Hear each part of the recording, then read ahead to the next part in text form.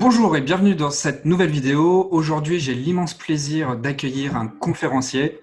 Ce conférencier, je l'ai rencontré au Game Entrepreneur Live en juin dernier, organisé par Joanne Yangting et Cécile Dame. Si j'avais à le présenter, il serait 40% Ray Charles pour ses qualités de musicien et le rythme endiablé qu'il a dans la peau. Il serait 30% Joe Cooker parce qu'il a une voix qui porte et une voix qui s'imprègne en nous. Il serait également 30% Barack Obama pour sa grande présence et son grand charisme sur scène. Je vous présente aujourd'hui Eddy Francisque. Bonjour Eddy, comment vas-tu? Salut, ça va très bien, Steve. Je suis Ça va très content de super. t'accueillir. Je suis très content de t'accueillir parce que pour la communauté qui nous suit sur le networking de Steve, je pense que tu vas nous apporter de nombreuses pépites. Avec Et plaisir. super, super. Alors, je vais te laisser te présenter rapidement en quelques mots pour qu'on en apprenne un petit peu plus sur toi. Ok. Écoute, je m'appelle Eddy Francisque. Je suis Live Performance Coach. Donc, j'aide les entrepreneurs et les artistes à s'exprimer en qualité, que ce soit sur scène ou en vidéo, lors de leurs prestations. Et j'ai créé aussi une école qui s'appelle Racine des Arts, qui est une école pluridisciplinaire dans laquelle on aide les personnes à révéler l'artiste qui sommeille en eux. Parce que la dimension artiste, c'est la dimension créateur, créativité.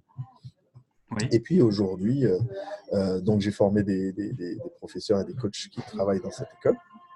Et aujourd'hui, j'aide à travers mon nouveau concept qui s'appelle la résidence, les personnes à travailler sur leur conférence, à devenir des stars de la conférence.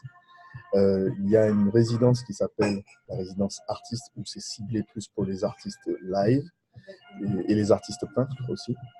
Et puis une résidence business, parce que je suis aussi très très connecté à la notion de art et business. oui. Donc voilà, donc, plusieurs résidences pour différents types de projets que je propose à des coachs, des conférenciers, des chefs d'entreprise, voilà, des personnes qui veulent passer à un autre niveau. Ok. Et d'ailleurs, tu réalises un séminaire dimanche prochain, le dimanche 26 janvier, pour tous ces spectateurs. En fait, tu vas réunir des conférenciers et des entrepreneurs à Paris, il me semble. Absolument. Donc ça se passe au Grand Quartier. C'est un hôtel qui est super sympa, Oui. dans le 10e à Paris. Donc c'est au 15 rue de Nancy à Paris. Et donc c'est le 26, c'est-à-dire dimanche. Voilà. Eh oui. Je mets en scène les 6 conférenciers que j'ai formés pendant ces 3 derniers mois. Et ils sont là pour venir parler de leur message, porter leur message. Et ce sera le fruit de leur travail qui a duré 3 mois. Et puis je donnerai une conférence aussi sur comment être charismatique et inspirant sur scène. Super. Eh ben justement, hein, quand je t'ai vu sur scène au Game Entrepreneur Live en juin dernier, tu as vraiment mis le feu. Et justement, on va parler de charisme aujourd'hui. Et justement, par rapport à tout ce que tu vois comme conférence à l'ordinaire, quel constat tu peux faire sur les conférenciers que tu vois sur scène? Alors le constat que je fais, alors euh, tu veux dire en France? Oui, en France, puisque Parce que la tu vidéo est as, faite en France.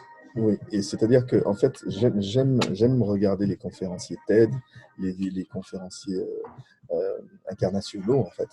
Oui, Et en France, je fais un constat qui est assez, euh, comment dire, assez répandu, je dirais.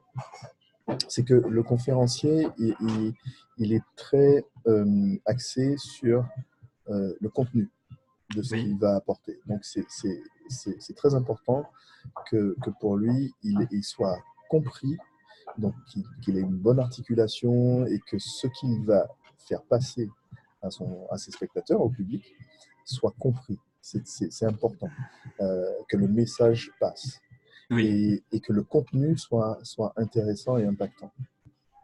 Et euh, le pendant de ça, l'autre aspect, c'est que quand il y a trop de contenu, eh bien, le spectateur en face, il part dans la tête, il commence à exactement. réfléchir, il commence à vivre une expérience intellectuelle, on va dire ça pour aller vite. Et, et ce qui se passe, c'est que au niveau des émotions, au niveau du corps, ben, il ne se passe pas grand-chose. Ce qui fait que le lendemain ou le surlendemain, le conférencier, on l'a oublié. On ne sait plus qui c'est. On peut se souvenir éventuellement de deux, trois quotes, deux, trois choses importantes qui nous a marquées, mais on ne sait pas qui c'est. Le fait de ne pas descendre dans les émotions et de ne pas aller dans le corps, eh bien, ça fait que on nous oublie. C'est le constat que je fais. C'est que très souvent, le conférencier, il est très souvent assis. Donc, on voit une seule partie du corps en mouvement, éventuellement les mains, voilà, la bouche, et focus sur le contenu. Ok. On en a parlé il n'y a pas longtemps, hein. C'est vrai, je suis d'accord avec toi. Oui. Pour faire une conférence mémorable, c'est très important de créer une connexion émotionnelle avec son public pour vraiment créer une empreinte et voilà, créer cet effet waouh qui est si important pour qu'on puisse laisser une bonne impression. Qu'est-ce que tu pourrais nous partager pour privilégier ce contact émotionnel avec son public lorsqu'on est conférencier, qu'on n'est pas forcément à l'aise, qu'on débute? Est-ce que tu as des tips à nous partager sur ce point-là? Alors, je vais parler de l'expérience de l'artiste qui rentre en scène. Ouais. Parce que, de par mon expérience, c'est ce qui me vient là. En fait, il arrive souvent qu'un artiste fasse la première partie d'un grand artiste. Okay. Oui. Et celui qui fait la première partie, très souvent, il n'est pas connu du public. On ne le connaît pas, on ne sait pas qui c'est. Et en général, quand on vient voir le spectacle, on ne vient pas pour la première partie, on vient pour la star. Okay. C'est ça. Donc, quand tu passes en première partie, tu as intérêt à tout de suite capter l'attention des gens et de ne pas les ennuyer. Et souvent, tu n'as que 20 minutes pour faire 3-4 chansons et puis next. Donc, le truc, c'est déjà la manière d'entrer en scène, la manière dont on va apparaître aux yeux des gens. Il faut savoir qu'en 30 secondes, on s'est déjà fait une opinion de vous, comme ça. C'est cette fameuse première impression. La première impression, elle est déterminante. Oui. Okay. Donc, si j'entre en scène préoccupé, je regarde mes pieds, je suis replié sur moi-même, il y a de l'angoisse à l'intérieur, ça se sent. Il faut savoir que les émotions humaines sont j'allais dire internationales, elles sont juste humaines et universelles. C'est universel. Donc, quand même que tu sois au Japon, en Chine, en Australie, quand quelqu'un est en colère, tu le sens. Si tu ne comprends pas ce qu'il dit, tu le sens. Okay. Donc, c'est ça l'idée, c'est que dès que tu apparais, que tu sois dans une énergie haute, qui fasse que, boum, on capte l'énergie. Ensuite, quand je parle d'apparition, je parle de tout ce qui est déplacement, respiration, rythme, la manière, le rythme auquel on avance. Et seulement là, on prend la parole. D'accord. Et même avant ça, je dirais que une fois qu'on est rentré sur scène, c'est important de se connecter aux personnes qui sont en face. Avoir une connexion, presque avec les yeux, de se connecter au public, que les gens sentent qu'on les regarde, qu'on est présent, qu'on est là avec eux, qu'on est connecté. Et à partir de là, on peut commencer à s'exprimer. Donc, l'idée pour moi, c'est que quand on veut captiver l'attention, quand on veut impacter, il faut savoir que ça se passe très vite et que dès qu'on apparaît, c'est parti. C'est ça. J'offre mon corps, j'offre mon corps à être vu. Oui. Donc voilà, je ne suis pas agressé par le public, j'offre mon corps. Okay. Et donc, à être vu et ressenti. Absolument. Absolument. Ouais. Et donc, tout ça, c'est en l'absence de mots dans les premiers temps. Toi, tu conseilles de faire une entrée sur scène où justement, on coupe le canal voix pour créer une connexion émotionnelle avec le non-verbal. C'est-à-dire que c'est d'abord physique. Oui. C'est d'abord physique. C'est-à-dire que je vais entendre une voix dans la pièce d'à côté. Ça ne va pas me faire le même impact que si je vois quelqu'un apparaître dans la pièce, alors que cette personne n'a rien dit. Tu vois ? Donc, la présence physique, et on va peut-être en parler tout à l'heure, c'est la notion de charisme. C'est le corps parle énormément et il ne ment jamais. C'est vrai. Ok ? C'est voilà. vrai. Et donc, après, c'est comme une introduction. Je me présente à vous, je vous serre la main, donc il y a un contact physique, et ensuite, on peut parler de choses et d'autres. Ok, Yes. d'accord, ça marche. Ouais, je te remercie.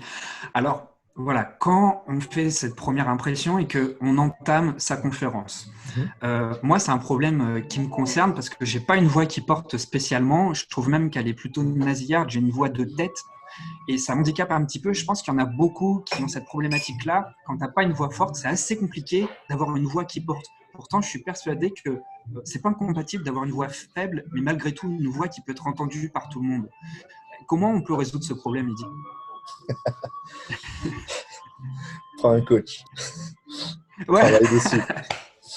ouais, Et répète, répète, première chose. répète. Voilà, prends un coach, travaille dessus, travaille avec lui. Et quand je dis un coach, c'est quelqu'un qui travaille avec toi, qui te fait ressentir physiquement ce qui se passe et qui t'explique ce qui se passe. Parce que les organes dont nous sommes en train de parler sont invisibles. Mes Oui, cordes vocales invisibles, mon larynx invisible, mes poumons invisibles, mon diaphragme invisible, le son invisible.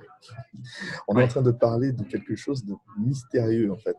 Donc, je ne sais pas quelque chose sur lequel je vais agir physiquement, consciemment. Donc, je vais agir dessus parce que je suis connecté à mes sensations. Donc, la sensation que j'aurai va m'indiquer que ça y est, là, je suis détendu. La sensation que j'aurai au niveau de la mâchoire, c'est ah, là, c'est relâché. La langue, pareil, ok. c'est du ressenti. La respiration, pareil. Donc, un coach qui va t'aider à ressentir ce qui se passe à l'intérieur. Ensuite, la pratique est super importante parce que nous sommes, comment dire, depuis notre naissance, on parle, on produit des sons. Et puis, Mhm. sauf comprendre, et puis on utilise des mots et on va communiquer avec des mots. Sauf qu'on a tendance à prendre ça pour acquis. C'est-à-dire ma voix, elle est comme elle est. Et on oublie, on oublie que la voix se travaille, en fait. La voix se Ouais, développe, elle se travaille. Donc la plupart du temps, on s'exprime dans un registre euh, qui est la voix parlée. Et quand on oui, travaille sa voix, on découvre qu'il y a plusieurs registres. On peut monter dans les aigus, voire même dans la voix de tête. Ce qu'on appelle la voix de tête, c'est une voix qui résonne dans la cage tête. Et puis on peut aller dans la voix de poitrine, c'est une voix qui résonne dans la voix ici, dans la poitrine, dans la cage thoracique. dans la cage thoracique. Ok.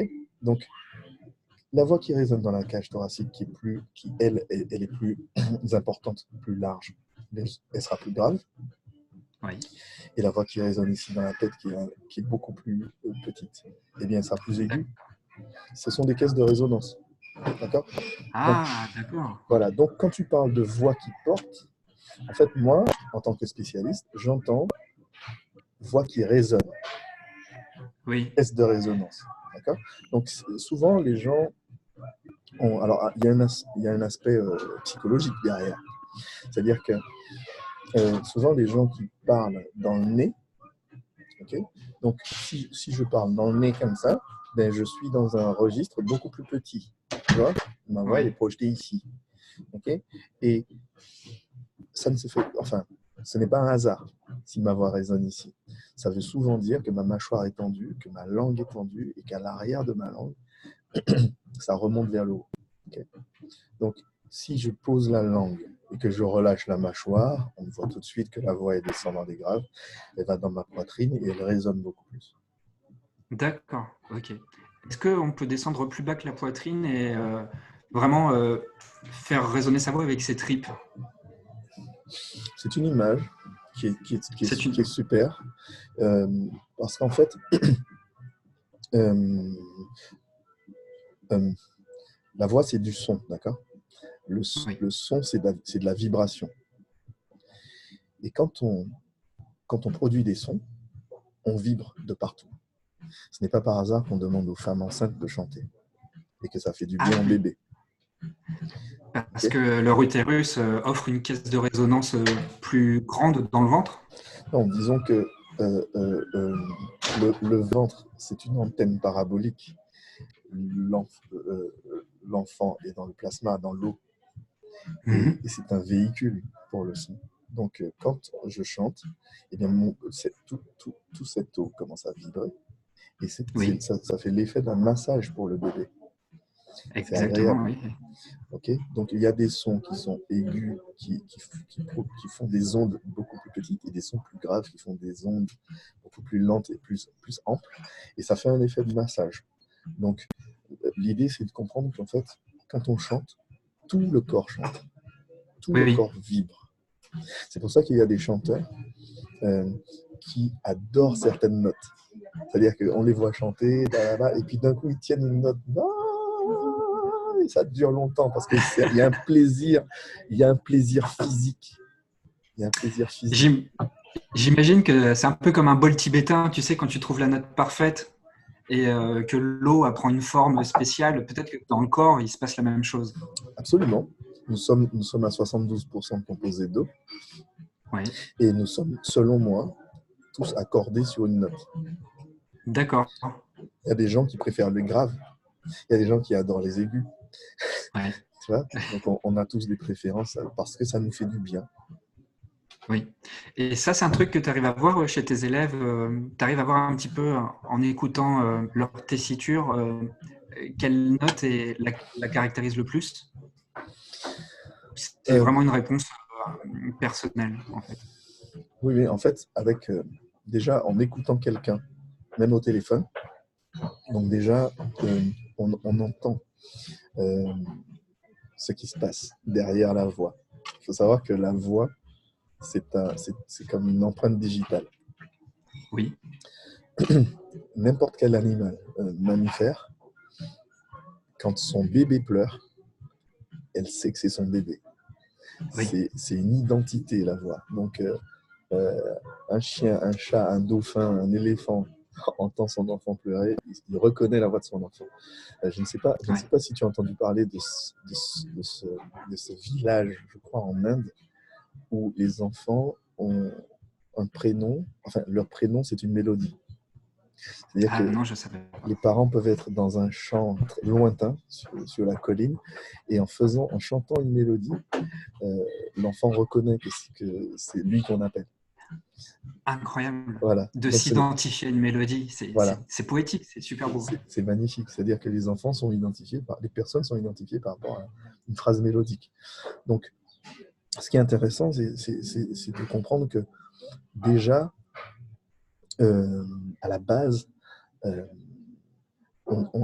nous sommes au niveau de la voix, nous sommes des empreintes digitales, quoi. Ensuite, il y a des émotions derrière. C'est-à-dire que, bon, avant ça, il faut savoir qu'on ne parle pas de la même manière à son épouse qu'à son patron. On ne Oui, parle pas de la même manière à son frère qu'à sa mère. Tu vois. Donc, il y a des intonations qui changent, et on se rend compte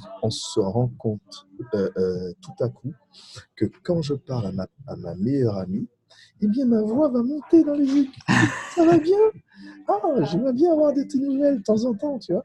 Et quand je parle à mon pote, hey, mon gars, ça va? Et ouais, quand je parle à mon patron, la voix devient beaucoup plus. Alors, monsieur, bonjour. Voilà. J'ai une intonation qui est différente. Donc, c'est intéressant de constater qu'on n'a pas la même attitude vocale en fonction des gens à qui on s'adresse, auxquels on ouais. s'adresse. Et ensuite, pour aller plus loin, la voix, c'est un outil, bien sûr, qui nous permet de communiquer, qui, qui est à la base de nos pensées. C'est-à-dire que quand j'exprime une douleur, je n'ai pas besoin d'un mot, juste un son va exprimer ah, j'ai mal, ou ah, je me sens bien. Ouais. Tu vois, je n'ai pas besoin de dire je me sens bien. Je fais ah, tu vois. Si je suis en colère, tu vois, tout ça, c'est des sons qui vont exprimer des émotions. Donc, déjà, la voix véhicule énormément de choses. Ensuite, les mots vont véhiculer les pensées, les intentions et tout ça. Mais quand, euh, euh, quand je vais dormir, mes cordes vocales se relâchent, se détendent. Et quand je me réveille le matin, tu as remarqué ce qu'on appelle la voix du matin. Ouais, bien La enroué.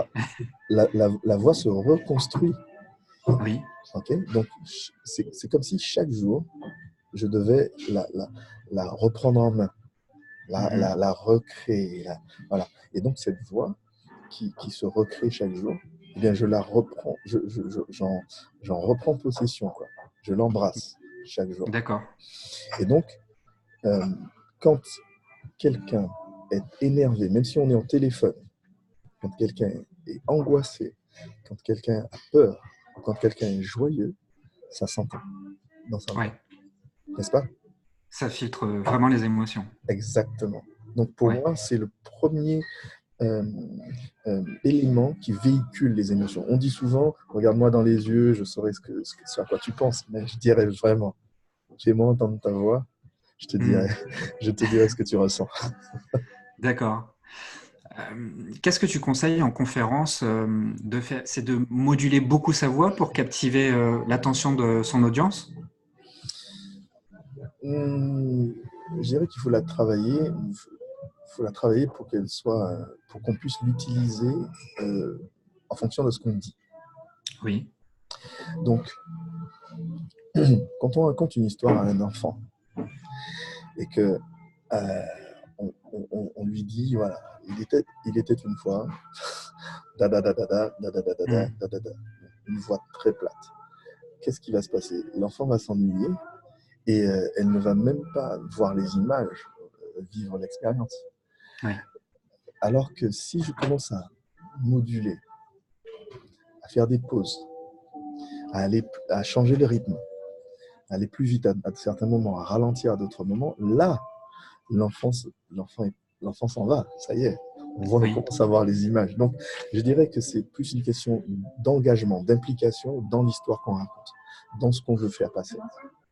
Okay? Même si ce qu'on dit, c'est très technique, peu importe, même si ce que je dis, c'est très technique, c'est important que la manière dont je vais utiliser ma voix, que je puisse avoir un instrument qui puisse aller très haut dans les aigus, très bas dans les graves, et qui puisse résonner, comme on disait tout à l'heure. Oui. Parce que si j'ai un violon qui n'a qu'une seule corde, j'aurai beaucoup plus de mal qu'avec un violon qui a ses 4 cordes et qui a toutes ses notes. Oui, je vois tout à fait. Idée. Ce qui est important, finalement, c'est de mettre un peu de la musicalité dans son message. Je dirais oui, de la musicalité, parce qu'on parle de rythme, on parle de respiration, on parle de range, d'amplitude, tout ça. Oui. C'est-à-dire qu'il y a une dimension dans laquelle il faut apporter des contrastes. C'est-à-dire que, tu vois, le tableau qui est derrière moi, c'est du noir et blanc, okay, mais il y a du contraste en fait. Oui. Si c'était sur un papier noir, on ne verrait pas toutes ces formes. Oui, bien sûr. Okay. Donc, il faut qu'il y ait des contrastes, il faut qu'il y ait des moments forts, des moments doux, etc. Donc, cette dimension-là fait qu'on n'est pas plat. On n'est pas sur un seul mode émotionnel, on n'est pas sur un seul mode vocal, on n'est pas sur un seul mode de contenu. C'est pareil, c'est-à-dire que si je suis en train de parler à des personnes qui sont très logiques, ben, on s'attend à ce que tout le monde attend que je dise des choses logiques. Mais si d'un coup je pars dans une autre direction, beaucoup plus imaginaire et tout, là je surprends.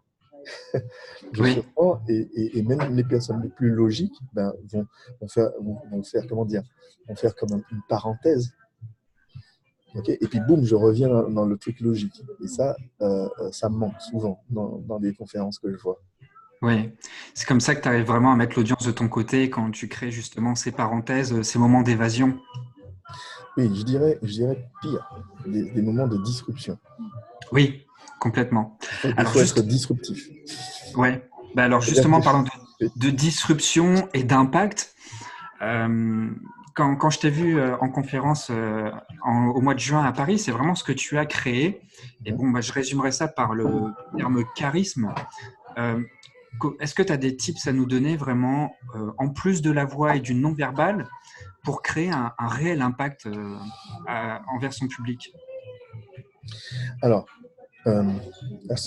première chose, il y a la connexion. C'est-à-dire qu'il faut amener le public à se connecter à soi et à son message. Il y a cette notion d'interaction. Bien sûr, en lui posant des questions et en attendant des réponses, ben, le public va s'engager dans le débat. Il va se passer quelque Ouais. chose. Ne pas hésiter à rigoler avec son public. Ok. Et puis, il n'y a pas que la rigolade, on peut les faire peur aussi. Hein. On Ah, peut les faire trembler, on peut les faire trembler dans leur siège. de quelle manière, Eddy? Mais le storytelling. Ouais. Le storytelling.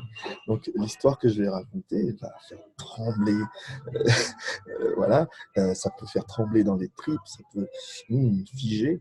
Et c'est comme ça qu'en fait, je tiens des spectateurs. Il faut savoir que, de par mon background d'artiste, parce que quand j'ai collaboré avec le groupe Daft Punk, des groupes très célèbres, comme Gino Wine, qui est un grand chanteur rhythm and blues américain, ce sont des gens qui ont la capacité de créer une ambiance.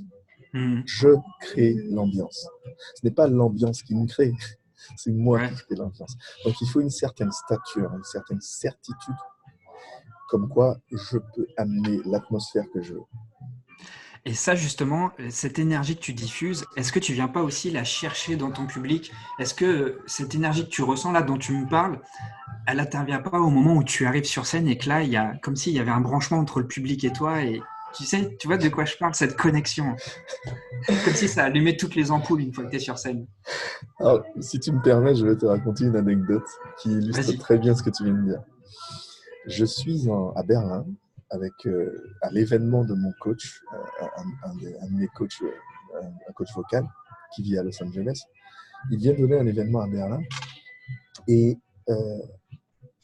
à un moment donné, il y a une pause et là je sors, je vais prendre l'air, je vais marcher un peu et j'ai eu un appel et du coup je suis revenu un peu en retard.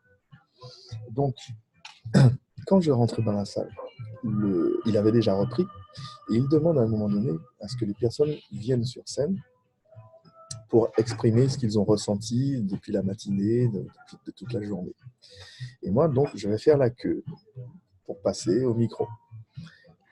Et je sens quelqu'un à un moment donné qui me tient le bras et qui m'amène sur scène, qui me fait passer. En fait, j'étais dans la queue tranquillement, mais il me fait passer devant les gens qui étaient là. Mais qu'est-ce qui se passe? Pourquoi tu fais ça? Il me met sur scène. Quand je pose un pied sur la scène, boum, les gens standing ovation. Je n'ai pas dit un mot. Les gens se lèvent et ils applaudissent. Et je ne comprends pas ce qui se passe. J'étais complètement sidéré. Je ne comprenais pas. Et je ne pouvais pas ouvrir la bouche parce que, du coup, ce que j'avais prévu de dire, je ne sais pas quoi dire et je ne sais pas quoi faire. Donc, il revient et il me dit tu te demandes qu'est-ce qui se passe? Tu ne comprends pas ce qui se passe, hein, n'est-ce pas? Tu vois que les gens t'applaudissent et tu ne vois pas ce qui se passe. Je dis non, je ne comprends rien. Dis-moi, explique-moi. Et là, il me dit qu'il avait passé, pendant la pause, il a passé l'une de mes vidéos sur écran géant et que les gens m'ont vu jouer de la batterie et chanter en même temps. Et ils ont trouvé ça super parce que c'était la chanson, je faisais une reprise de la chanson de Pharrell Williams, Happy, que j'ai vu sur ta page Facebook qui est excellentissime. Merci. Et donc, les gens ont adoré, sauf que je n'étais pas dans la salle à ce moment-là. OK? Et à partir du moment où j'arrive et qu'il m'a mis sur scène, boum, standing ovation. Donc, à ce moment-là, j'ai compris quelque chose. Le branding. Le branding. C'est vrai que c'est une grosse partie du travail. C'est une grosse partie du travail. Si tu veux que les gens t'attendent, t'applaudissent, avant même que tu entres sur scène, il faut que tu aies un branding fort. Le branding, pour résumer, c'est ce que les gens disent de toi quand tu n'es pas dans la pièce. Ouais, c'est l'image que tu véhicules dans leur tête et dans leurs émotions aussi. Dans leurs émotions. Donc, si tu arrives à impacter au niveau émotionnel, même dans tes publications, dans la manière dont tu parles de toi sur les réseaux, si tu arrives à impacter au niveau émotion, waouh, quand tu apparais en chair et en os, ils sont conquis. C'est vrai qu'il y a une grosse partie du travail qui est faite déjà. C'est vrai. C'est super intéressant ce que tu dis. Et tu sais, je suis en train de lire un livre, enfin, je l'ai déjà terminé, de Seth Godin. C'est devenez un linchpin. Un linchpin, c'est un pivot. Dans toute organisation, que tu sois entrepreneur ou salarié, on te demande de faire intervenir la partie artistique qu'il y a en toi. Euh, voilà, il est évident que dans ce qu'on échange tous les deux, tu conseilles aux conférenciers, lorsqu'ils sont sur scène, de faire émerger la partie artistique qu'il y a en eux. La première question, c'est est-ce que toute personne peut faire intervenir cela sur scène? Bien sûr. Bien sûr, Et dans sans la qu'il... vie. Voilà, Et c'est on n'a pas conseillé. besoin... Et on n'a pas besoin, bah oui, je me doute, on n'a pas besoin d'avoir cette étiquette artiste Ben pour non. faire jaillir ce côté-là. Ben non. Et je pense qu'il y a beaucoup de personnes qui ont des blocages là-dessus. Et comment on peut les aider à débloquer ces cloisons-là pour qu'ils comprennent qu'ils sont une source de créativité et d'influence pour leur public? Ok. Donc, première chose, éteignez la télé. Euh, Check. Voilà. Éteignez la télé. Arrêtez de croire tout ce qu'on vous raconte à propos des artistes. Parce qu'on va vous raconter des bad news, on va dire. Quand un artiste a pété un câble, ou quand machin est super célèbre et qui fait des dates partout, c'est une superstar et tout. C'est un aspect de l'iceberg. Oui. Il y a beaucoup d'artistes qui ne passent pas à la télé et qui vivent bien de leur art et qui tournent toute l'année et qui sont reconnus par leur public et qui sont très aimés. Ok, ça, c'est une première chose. Deuxième chose, euh, pour aller vite, comment je peux dire ça? Alors, il y a une époque où l'artiste était vénéré. L'artiste, il fallait que le roi ait un artiste fameux pour rayonner dans le monde. Okay, à l'époque de Léonard de Vinci, ce gars-là était demandé de tous les côtés. Ouais. Okay, donc, quand on l'avait de son côté, ben, on rayonnait dans le monde entier. Donc, l'artiste était très, très, très puissant. Mais ce qu'il faut savoir, c'est qu'à l'époque, ben, j'ai pris l'exemple de Léonard de Vinci, il n'était pas que peintre et dessinateur.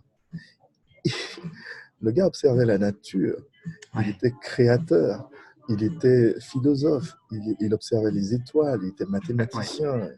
Astro. Ouais.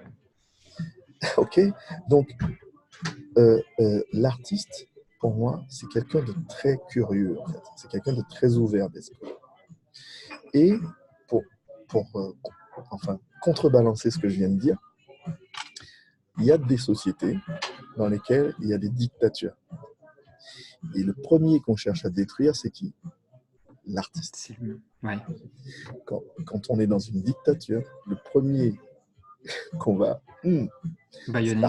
c'est l'artiste. Okay, ouais. Pourquoi? Parce que l'artiste est libre. Il est curieux. Et il dit défonce les codes. Il pète les codes. Il dit ce qu'il pense. Il n'est pas politiquement correct. Ça dérange. Ok, donc, de quoi parle-t-on là? La question, c'est, ok, est-ce qu'il y a des blocages dans la tête? Ou est-ce que je n'ose pas être moi? Ou est-ce que je n'ose pas être authentique? Est-ce que je n'ose pas dire ce que je pense? C'est peut-être ça la vraie question. Donc, plutôt que de se voir comme artiste, étiquette ou pas, la question serait plutôt, est-ce que j'ose être moi-même en toutes circonstances? Et c'est ça, et notamment en conférence, je pense que beaucoup de conférenciers ont cette peur, tu sais, de ne pas avoir, de pas obtenir le consensus du public et peut-être d'avoir peur du rejet. Et c'est peut-être pour ça qu'on ne se permet pas d'être aussi original qu'on le voudrait. Qu'est-ce que tu en penses? Ben, il faut savoir qu'on s'attaque quand même à la plus grande peur de l'être humain, parler en public. Eh oui, plus fort que la mort.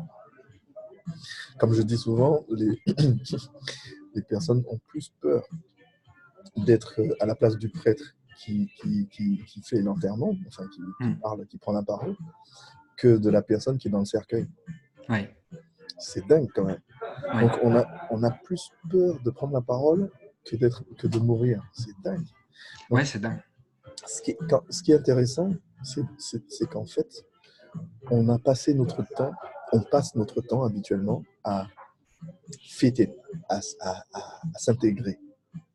Parce que quand on était à l'époque des cavernes, il faut savoir que être exclu du groupe, ça voulait dire la mort. Oui. Ok, donc dès qu'on était exclu du village, ça voulait dire mort. C'est-à-dire qu'à partir du moment où on est dans la forêt, dans la nature sauvage, on ne tient pas 24 heures. Ouais, sans la tribu, on ne peut pas survivre. Voilà, donc nous sommes des animaux sociaux. Sociaux. On a besoin d'être ensemble. Donc, Ouais. ça veut dire quoi? À partir du moment où je sors de la masse et que je me mets sur un piédestal, il ne faut pas se leurrer, hein. La scène, c'est un piédestal. Okay? Ouais. J'ai intérêt à savoir de quoi je vais parler. Mm. J'ai intérêt à faire bien, parce que sinon, je risque de me faire éjecter après. Ouais. Ok. Donc, c'est ça, ça fait peur. C'est humain, on va dire. Donc, Ouais. donc l'idée, c'est ça. C'est-à-dire que quand je me mets sur scène, eh bien, je suis dans un état d'esprit où je vais échanger avec des gens, être disruptif, être authentique, sans avoir peur du rejet. Parce qu'en réalité, le rejet, c'est quoi? C'est quand on va plus deep, quand on va plus au fond. Ouais. Si je te rejette, c'est que je t'aime pas. Donc en réalité, on a peur de ne pas être aimé. Exact. À la racine, c'est ça. C'est la peur Ça... de ne pas être Ouais. aimé. Ouais. Et si on se focalise là-dessus, ça nous fait faire des conneries. Hein. Absolument. Donc, l'idée, c'est quoi? C'est est-ce que ce que je fais, même dans la vie quotidienne, est-ce que tout ce que je fais est basé sur la peur de ne pas être aimé? Ou est-ce que tout ce que je fais dans ma vie est basé sur l'amour de moi et des autres? Ouais. Voilà. C'est vrai que c'est un reframing intéressant pour avoir plus confiance en soi et être plus audacieux sur scène.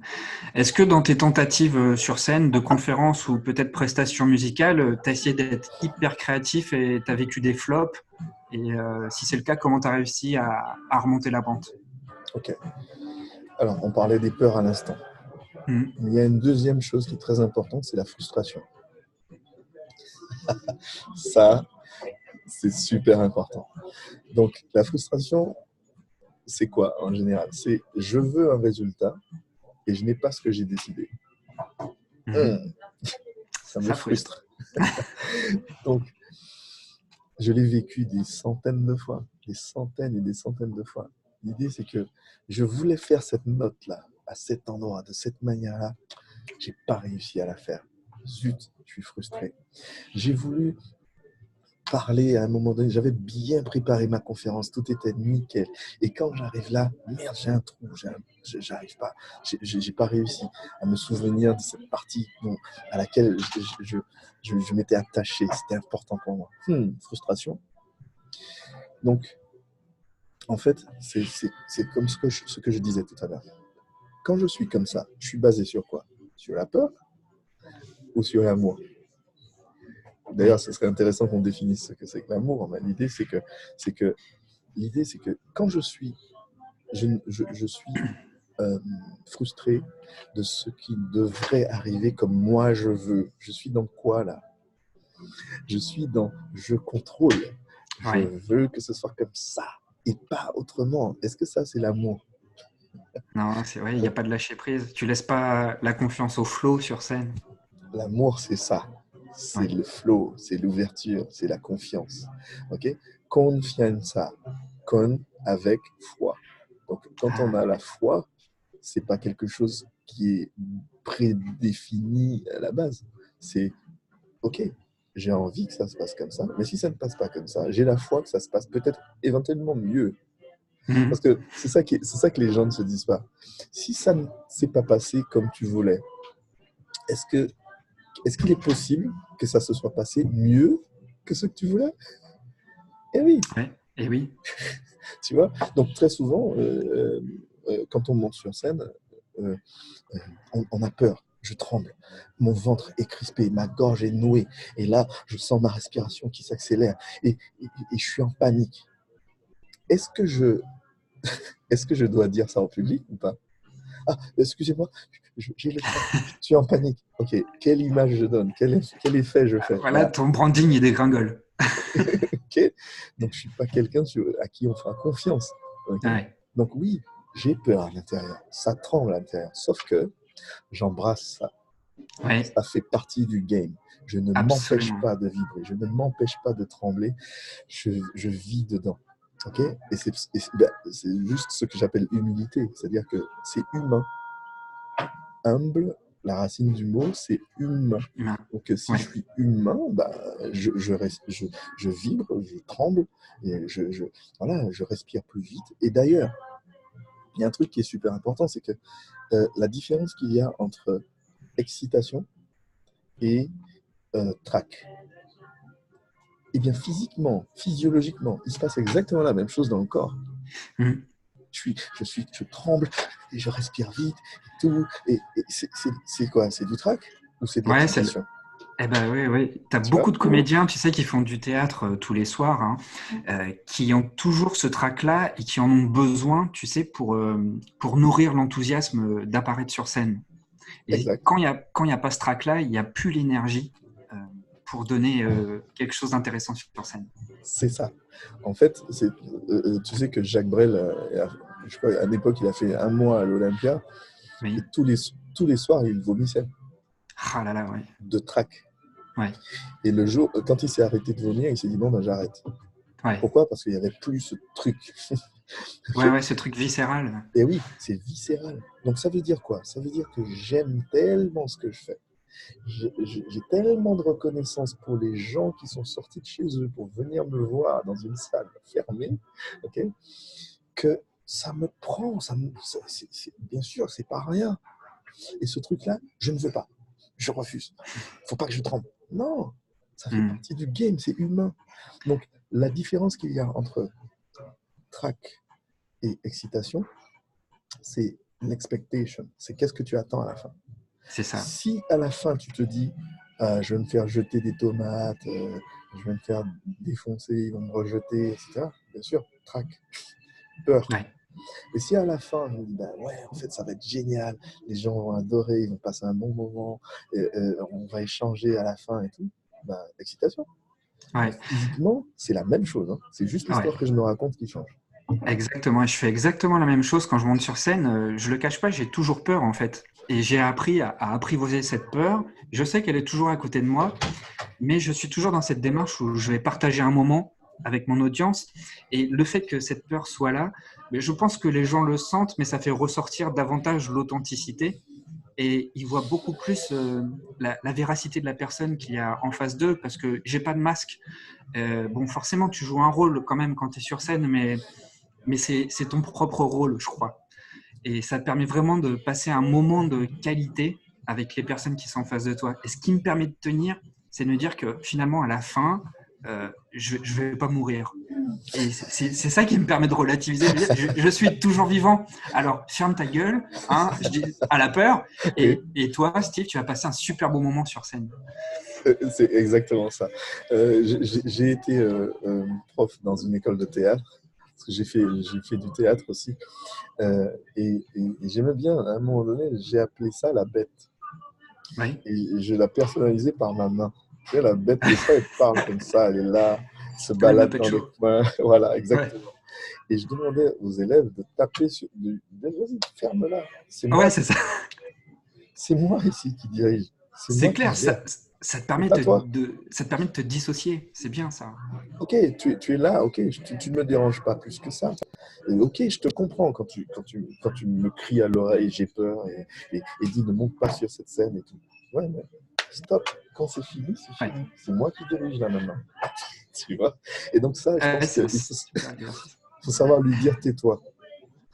Ok, Ouais. j'ai besoin de toi parce que sinon, si je n'ai pas peur, il faut savoir que si l'être humain n'éprouvait pas la peur, ça fait longtemps qu'on ne serait plus sur cette planète. Oui, Parce que la peur, c'est une complètement. information. Okay. Oui. Si le tigre qui est derrière moi, il arrive et je ne ressens rien dans mon corps et je ne m'enfuis pas, ben je me fais dévorer. Donc la peur, elle est nécessaire. Sauf que ça n'est pas à elle de diriger ma vie. Ouais, c'est vrai, hein. Pour moi, c'est un petit peu, tu sais, comme le garde-fou du conférencier. C'est un petit peu comme un cadre, mais à l'intérieur du cadre, tu t'éclates et tu fais ce que tu veux. Tu C'est mets ça. les couleurs et les formes que tu veux. C'est de l'art.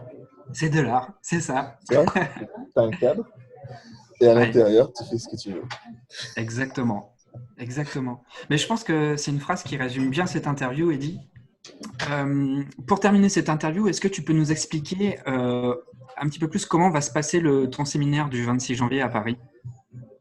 Oui, ben écoute, cet événement qui est vraiment, c'est une première pour moi parce que après 3 mois de travail assidu, parce que ça s'appelle la résidence des conférenciers, donc on a travaillé 2 jours d'immersion par mois, donc des journées pleines.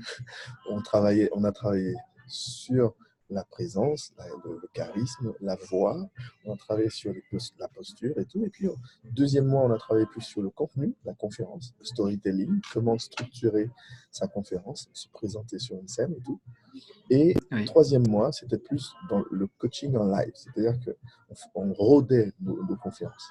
Donc, il fallait que ça rentre dans le corps, quoi. Donc, oui, pendant ces 3 mois, ils ont travaillé à la fois sur leur conférence, donc ils sortent de là, leur conférence signature clé en main. Okay.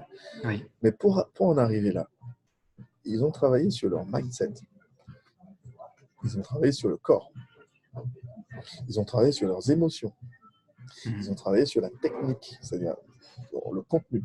Parce que je te challenge sur tes contenus. oui, C'est-à-dire que si tu me dis un truc, je veux savoir pourquoi tu dis ce truc-là. Donc c'est important qu'il soit pertinent. oui. Et comme je disais tout à l'heure, qu'il soit disruptif. C'est-à-dire que la disruption, c'est que tu ne montes pas sur scène pour dire aux gens ce qu'ils savent déjà. Ouais, tu es là pour briser les codes et ouvrir des nouveaux schémas de pensée. C'est ça. Donc tu montes sur scène pour dire aux gens ce qu'ils ne savent pas qu'ils ne savent pas. Mhm. Donc tu veux les amener dans un univers où tu vas les déconnecter de leurs croyances, de leurs pensées. Et là, boum, tu captives. Okay. Ouais, Et ensuite, tout l'aspect répétition, que je connais bien parce que les artistes, ce qu'on oublie de dire souvent, c'est que quand un pianiste ou un violoniste ou un chanteur est excellent dans ce qu'il fait, c'est qu'il y a des heures et des heures et des heures de pratique derrière.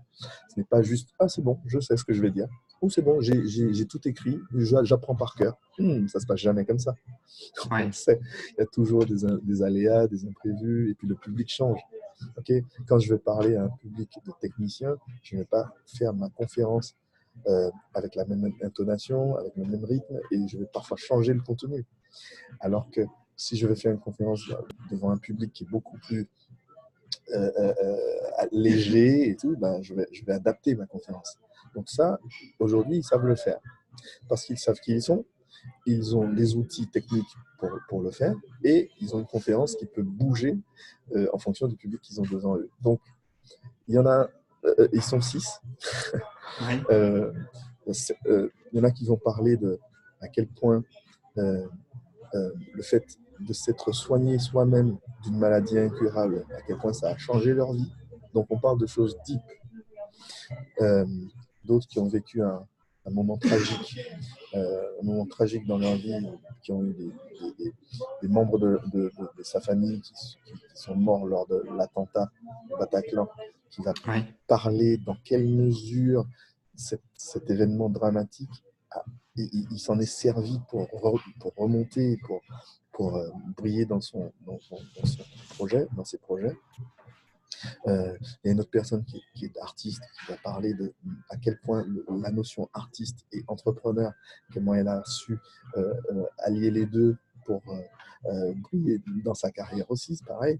Euh, donc voilà, il y a différents types de conférenciers ils restent quand même atypiques dans le sens où ils vont le mhm. faire d'une certaine manière. Et euh, tous réunis pendant un même jour où ils vont pouvoir, euh, ils vont se connecter aux gens, échanger avec eux, parce qu'on a prévu un moment de networking où on va échanger avec les gens, parler avec eux. Moi, j'ai prévu un moment pendant 1 heure où euh, je vais, euh, les gens vont pouvoir me poser des questions et je vais répondre de manière spécifique, comme une Oui, séance de coaching, à leurs problématiques. Voilà. Et je donnerai une conférence, justement, comme je disais tout à l'heure, sur comment être charismatique sur scène, ou en vidéo, ou en networking, dès qu'on se présente, et inspirant. Parce que l'inspiration, c'est quelque chose qui me tient, qui est important pour moi. Cette notion, c'est j'inspire les autres à se dépasser, comme moi, j'ai su me dépasser. où j'inspire les autres à passer à l'action comme moi, je sais passer à l'action. Donc l'inspiration, c'est la manière de faire, enfin, la manière de, oui, que les gens, que les autres fassent comme nous, sans qu'on ait à leur dire quoi faire. C'est qu'ils le fassent par Oui, eux-mêmes. exactement. Ouais. Exactement, en parfaite autonomie, en fait. Ouais, c'est ça. Donc, dimanche, on va passer un moment de célébration pour les conférenciers de la résidence et les personnes qui vont venir les découvrir, les rencontrer, vont passer un moment riche en termes d'outils qu'on va véhiculer, qu'on va partager avec eux, en termes d'expérience, parce que ça va être vraiment fort. Oui, Rien qu'aux thématiques que je t'ai données, tu vois bien que ça va être puissant. Et puis en termes de suite, c'est-à-dire que je vais aussi leur parler de ce que je fais, de ce que chacun fait. Et ils vont pouvoir travailler avec les autres personnes qui sont là. Donc c'est vraiment une win-win, quoi, j'appelle ça. ouais. Ouais, complètement. De toute façon, je recommande tous ceux qui écoutent cette vidéo et qui veulent se lancer dans la conférence à y aller, qu'ils soient conférenciers ou conférenciers en devenir. Bon, vous le voyez à la qualité de l'interview, franchement, Eddy, je suis super content parce que tu as apporté Welcome. des réponses plus que techniques. Tu vois, c'est comme tu as dit, c'est inspirant et ça donne vraiment, vraiment, vraiment envie de passer à l'action. Je sais qu'il y a vraiment de la matière dans tes enseignements et qu'il y a beaucoup d'épaisseur. Et j'ai bien compris que tu faisais en sorte que les personnes se connectent à leur propre essence. Et ça me plaît beaucoup. Et je milite aussi beaucoup pour ça dans mes accompagnements avec mes clients pour faire vraiment des apparitions sur scène incarnées, mais vraiment incarner son propre message et arrêter d'adopter des techniques ou des messages qu'on a déjà entendus ailleurs. Yes. Merci à toi. Alors, je vais mettre le lien de ton séminaire qui aura lieu le 26 janvier dans la description de la vidéo. Pour les personnes qui ne peuvent pas venir à Paris, où est-ce qu'on peut te trouver sur Internet pour prendre contact avec toi? Ok, on peut me trouver sur Facebook, Eddy Francisque, Ouais. Francisque, sur Instagram, Eddy, Oui. E-D-I-E, .francisque, sur Insta. On peut me trouver sur LinkedIn aussi. Oui. Donc voilà, et puis j'ai un site qui est en devenir, là, qui est en train d'être créé, qui s'appelle Eddy Francisque aussi, dans lequel je vais mettre tout ce que je fais. Ok. Et donc voilà, je suis très abordable. Hein. Je veux dire, on peut m'envoyer un message sur Messenger ou sur Insta. Je Bah, je réponds, confirme. je réponds toujours aux messages qu'on m'envoie. Ouais. Et puis, tu n'as pas un site pour la résidence, pour ton école? En fait, j'ai une page D'accord. pour la résidence et une page pour Racine des Arts. Donc, Racine des Arts, c'est l'école qui est vraiment ciblée coaching pour les artistes, pour révéler l'artiste qui sommeille en soi. Parce que ce que j'ai oublié de dire tout à l'heure, c'est que beaucoup de gens sont malheureux, y compris dans leur travail, parce qu'ils enferment l'artiste, ils enferment le Ouais, bien créateur en eux. sûr. Et ça, c'est vraiment dommage. Donc, Racine des Arts, je l'ai créé pour ça. La résidence, c'est plus pour les personnes qui veulent faire un coaching haut de gamme et qui veulent arriver à un niveau rapidement élevé, quoi. Enfin, Ouais. voilà, péter le plafond de verre. Et donc, j'ai créé une page pour Racine des Arts, une page pour la résidence. Et donc, voilà, ça se passe comme ça. Ok, bah, je vais noter tout ça. Je te remercie beaucoup, Eddy, excuse-moi. Et bah, on a tous envie de te suivre. En tout cas, moi, le premier, ça me fait vraiment envie. Je te remercie beaucoup. Welcome. À très vite. À très vite. À dimanche. Ciao. Ah ben Ciao. oui, à dimanche. À Ciao. dimanche. Ciao.